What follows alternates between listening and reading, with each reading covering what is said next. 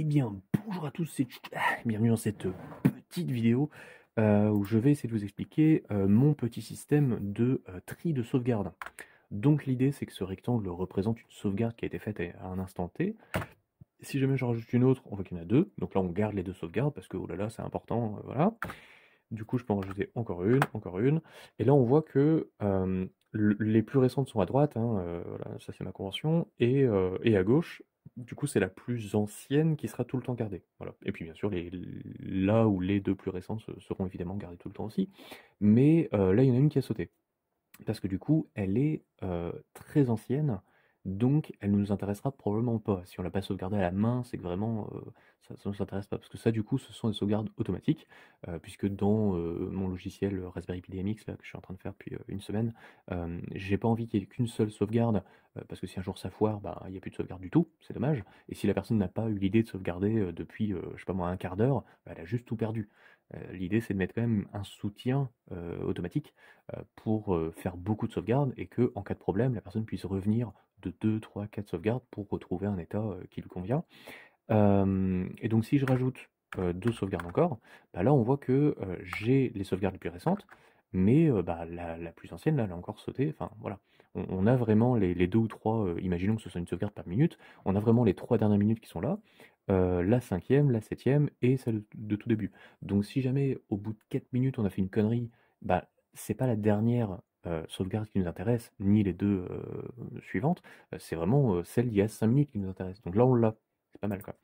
Enfin, moi je trouve que c'est pas mal. Je peux me donner votre avis en commentaire, hein, n'hésitez pas à m'insulter si jamais ça vous plaît pas. Mais du coup, voilà, plus on fait de sauvegarde, plus il y a un tri. Ouais, je l'ai animé et tout, voilà. J'ai mis des couleurs et du vert et tout.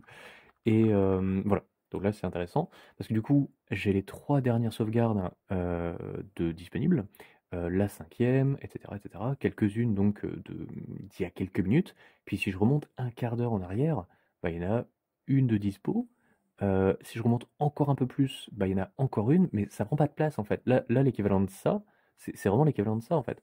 C'est les quelques dernières minutes euh, euh, qui peuvent être importantes, on pèse le même poids que l'équivalent d'une heure de sauvegarde. Bon, j'exagère, mais en gros quoi.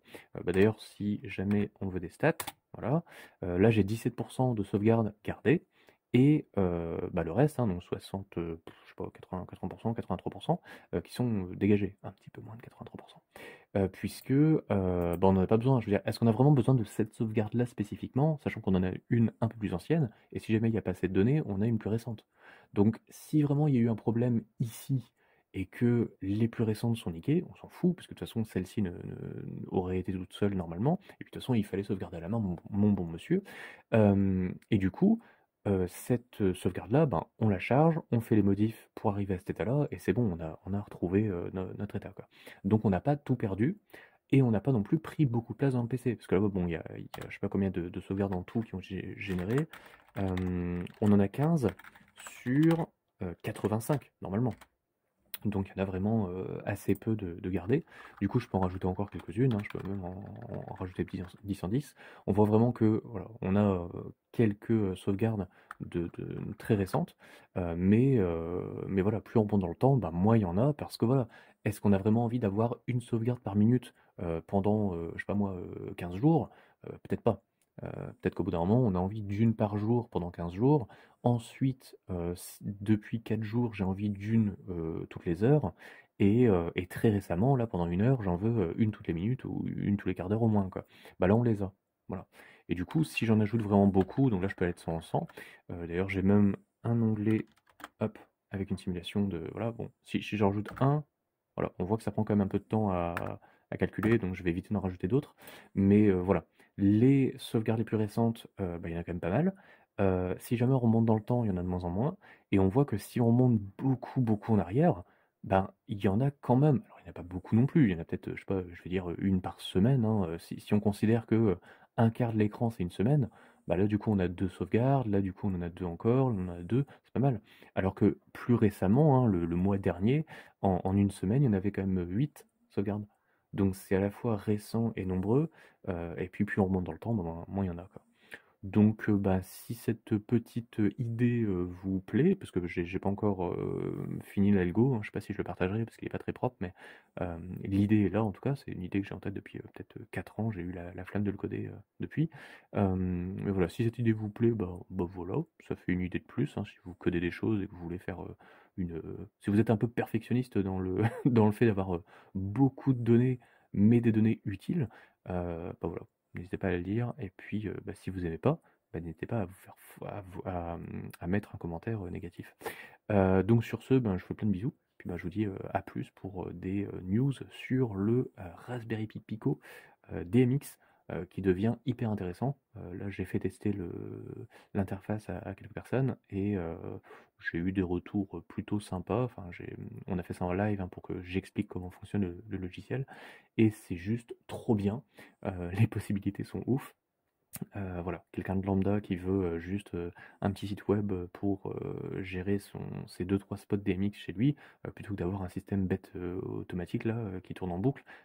Voilà, il peut programmer ces jeux de lumière. Et puis monsieur professionnel avec sa grosse console, s'il veut arriver à une console portable, hein, parce qu'un Raspberry Pi Pico ça fait les 2 tiers de mon pouce, c'est hallucinant, enfin c'est minuscule, quoi. C'est encore plus petit qu'un Raspberry Pi, enfin bref, un Arduino. Parce que je ne connais pas les nanos, cela dit. Ça fait peut-être un Arduino Nano, je sais pas si on compare les tailles. Mais du coup, ouais, c'est ultra portable et surtout, il n'y a pas besoin de grosses machines. Je vois par exemple les plus grosses consoles DMX qui existent aujourd'hui. Je crois que c'est un Core i7 qu'il y a dedans. Donc c'est-à-dire 4 cœurs ou 8 cœurs, tu vois, pour faire tourner un signal DMX. Je trouve ça débile. Mais bon, ça se vend super cher, donc évidemment que les gens l'achètent, hein, ça a l'air d'être de la qualité. Peut-être qu'il y a que ça sur le marché aussi, hein, donc les gens n'achètent que ça, je ne sais pas. Mais moi, je suis très critique là-dessus. Je n'aime vraiment pas les grosses consoles, ça me semble tellement con. J'en ai manipulé certaines et c'est pas un plaisir, quoi. Tu cliques sur un bouton, tu perds tout. Bon, bah, c'est dommage, quoi. Et puis bon, en pleine soirée, tu te dis: «Tiens, c'est bizarre, la couleur bleue, elle est un peu trop verte, j'ai envie de la changer». C'est compliqué, quoi. Tout est compliqué sur une grosse console, donc là, j'ai vraiment envie de rendre, accessible le jeu de lumière et les premiers tests ont été assez drôles parce que du coup, pendant le live, donc pendant qu'on joue avec les jeux de lumière, on peut modifier le matériel, qu'on peut dire, voilà, les canaux RGB, bah, on va en rajouter un, par exemple, on va rajouter un blanc à la fin, ou alors on va mettre un blanc au début, et juste après c'est RGB.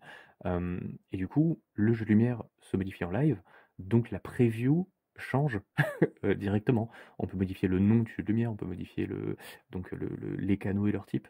Le canal évidemment de début aussi, voilà, comme sur un jeu de lumière normal, hein, physique. Parce que tout ça c'est que virtuel pour l'instant, hein. Le signal de sortie USB, j'arrive moi à le traduire sur mon Raspberry Pi et du coup faire fonctionner mon matériel DMX avec. Je ferai des démos d'ailleurs très bientôt, j'ai hâte de vous faire des vidéos. Mais les gens en général n'ont pas un Raspberry Pi Pico, un Max 485, le convertisseur shift-up 5 volts, etc. Ils n'ont pas fait tout, ils n'ont pas d'interface USB, donc la simulation leur sert à voir ce que ça donnerait si jamais ils avaient une scène à gérer. Et bon, pour l'instant, il y a juste 2 matériels, hein, on peut en rajouter plein, mais j'ai fait les simulations avec 2, enfin 3, parce que du coup, il y a quelqu'un qui a été jusqu'à 3. Mais voilà, ça se veut accessible et c'est un logiciel qui a l'air accessible. Donc j'ai hâte d'avoir d'autres retours.